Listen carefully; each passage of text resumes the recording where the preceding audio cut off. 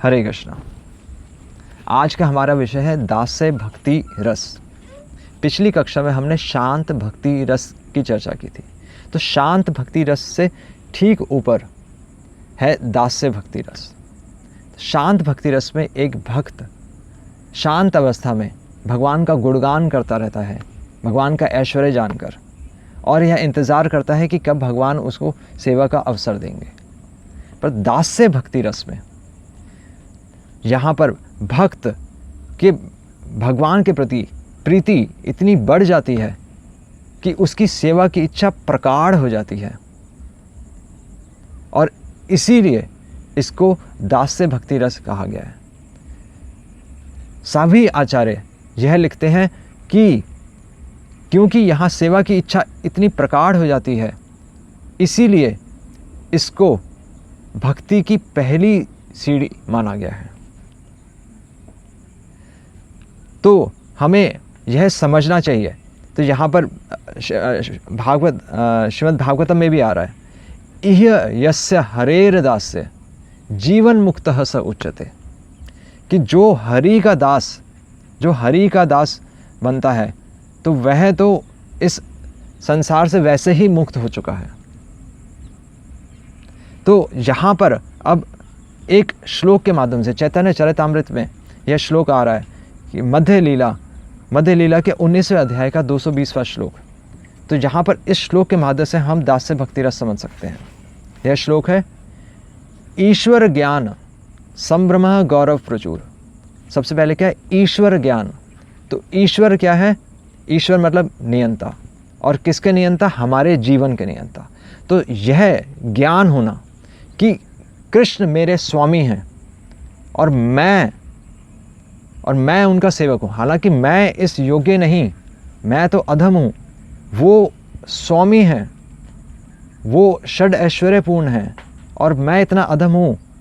उनकी मुझ पे इतनी कृपा है, यह उद्दीपन है भगवान के गुणों के बारे में सुनकर, भगवान की कृपा जानकर, भक्तों के द्वारा भगवान का गुणगान सुनकर एक भक्त की सेवा की इच्छा प्रगाढ़ होती रहती है। तो यहाँ ईश्वर ज्ञान संभ्रम गौरव प्रचुर। तो यहाँ पर दो प्रीतियों के बारे में बताया गया है, संभ्रम और गौरव।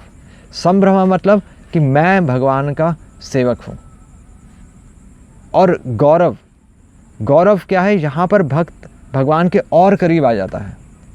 तो गौरव अवस्था में वह अपने आप को भगवान के आश्रित मानता है। तो संभ्रम गौरव प्रचुर, इन दोनों प्रीतियों से युक्त होकर जो ये दास्य भक्ति रस बनता है। और आगे दूसरी पंक्ति में क्या है? सेवा करी। अब यह जानकर, जब हमने जान लिया है कि कृष्ण ऐश्वर्यपूर्ण हैं और मैं अधम हूँ, तो सेवा की इच्छा प्रगाढ़ हो जाती है उसे। सेवा करी कृष्ण सुख देना।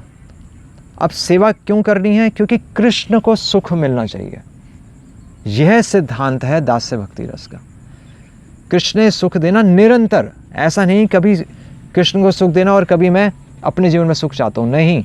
कृष्ण सुख देना निरंतर। एक दास का जीवन ही यही होता है कि एक जीवन तो उसने कृष्ण के नाम कर दिया है, तभी तो वह मुक्त जीव कहला रहा है। क्योंकि उसने अपने बारे में, अपने परिवार के बारे में, अपने देश के बारे में, अपने समाज के बारे में नहीं सोच रहा। वो एक जीवन वह कृष्ण के बारे में सोच रहा है। कृष्ण सुख देना निरंतर। तो यह श्लोक दास्य भक्ति रस की परिभाषा ही है। अब क्योंकि आध्यात्मिक जगत में विविधता होती है, इसलिए एक तरह के दास नहीं होते। यहाँ पर विविधताएं हैं दास्य भक्ति रस में भी, तभी तो रस है।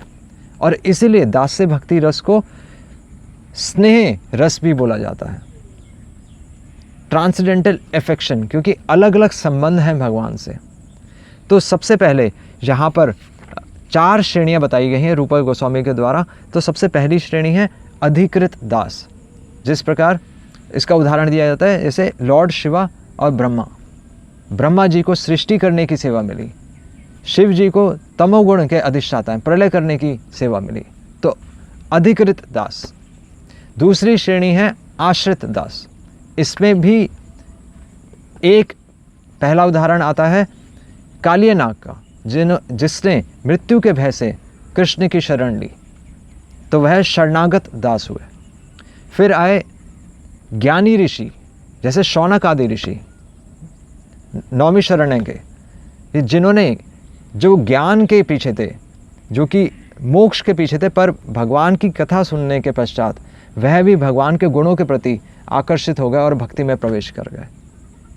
और तीसरे हैं सेवानिष्ठ, जो कि आध्यात्मिक जीवन की शुरुआत से ही वह भगवान के केवल सेवा करना चाहते थे, जिस प्रकार राजा इक्ष्वाकु। तो यह हुए आश्रित दास। तीसरी श्रेणी हुई भगवान के पार्षद, कांस्टेंट कंपेनियंस। तो जिस प्रकार द्वारका में जो भगवान के सबसे मुख्य पार्षद हुए उद्धव जी और दारुक, और इसी तरह सात्यकी। चौथी श्रेणी है अनुगास या अनुगत दास। तो यह भगवान के निजी सेवक हुए, पर्सनल एसोसिएट्स। तो यह अनुगत दास का उदाहरण वृंदावन में, तो वहाँ पर सबसे मुख्य जो भगवान के भक्त हुए वह हैं रक्तक, जो भगवान को गीत गा के सुनाते थे।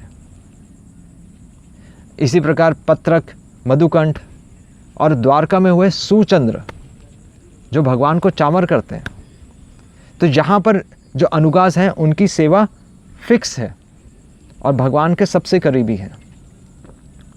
तो यह, इसके अलावा इन्हीं भक्तों में कुछ साधक हैं, यानी कि नियोफाइट्स, जैसे कि आश्रित, कुछ साधना सिद्ध हैं, यानी कि परफेक्ट, यानी कि जिस प्रकार पार्षद, और कुछ हैं नित्य सिद्ध, यानी कि मोस्ट परफेक्ट, इटर्नली परफेक्ट, तो जिस प्रकार अनुगास।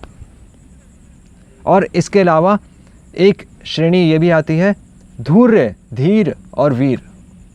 तो धूर्य वो भक्त हुए जो कृष्ण की सेवा के साथ साथ जो गोपियां हैं, तो गोपियों की भी आराधना करते हैं और उनकी सेवा करते हैं, ताकि कृष्ण की सेवा अच्छी हो सके। धीर वो हुए जो भगवान की सेवा के प्रति डायरेक्टली अटैच नहीं है, पर वह भगवान के ही किसी भक्त के अंडर में रहकर भगवान की सेवा करते हैं, जिस प्रकार सत्यभामा की दाई के पुत्र। और तीसरी श्रेणी हुए वीर, जो कि कृष्ण की सेवा प्रधान मानते हुए अन्य किसी से डरते नहीं हैं। जिस प्रकार उदाहरण दिया जाता है कि एक भगवान के भक्त कहते हैं कि हो सकता है कि बलराम जी ने असुरों का वध किया हो, पर जहाँ तक मेरा सवाल है, मैं तो केवल कृष्ण की सेवा के प्रति ही आकर्षित हूँ। तो अब हम इतना सब कुछ क्यों जान रहे हैं? तो यहाँ पर प्रभुपाद लिख रहे हैं कि हमें अभी हमारी ऐसी योग्यता नहीं कि हम कृष्ण के दास बन सके। हमें इनके जीवन से, इन शुद्ध भक्तों के जीवन से हमें यह समझना चाहिए कि दासता क्या है। तो जिस प्रकार उदाहरण दिया जाता है कि यहाँ पर प्रभुपाद लिख रहे हैं कि यह जो दास थे, भगवान के पार्षद, भगवान के अनुगास, यह हमेशा सतर्क रहते थे।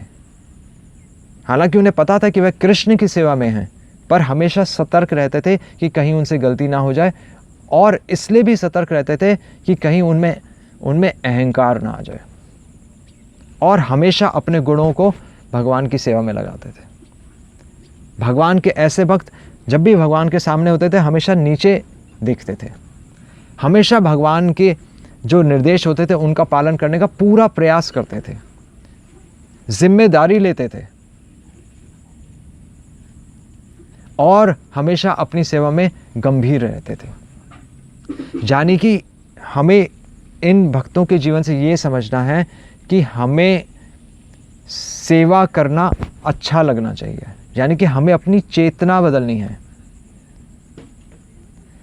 हमें अपना जीवन ऐसे ढालना है कि भगवान हमसे अपेक्षा करें कि हम भी हमें योग्य माने कि हम भी वहाँ पर, हम भी भगवान के धाम में, भगवान की किसी सेवा में हम उसके सेवा के योग्य हैं। तो ये हमें दिखाना है अपने जीवन से, और यह हमारे आचरण में आना चाहिए, हमारे व्यवहार में आना चाहिए। हरे कृष्णा। श्रील प्रभुपाद की जय।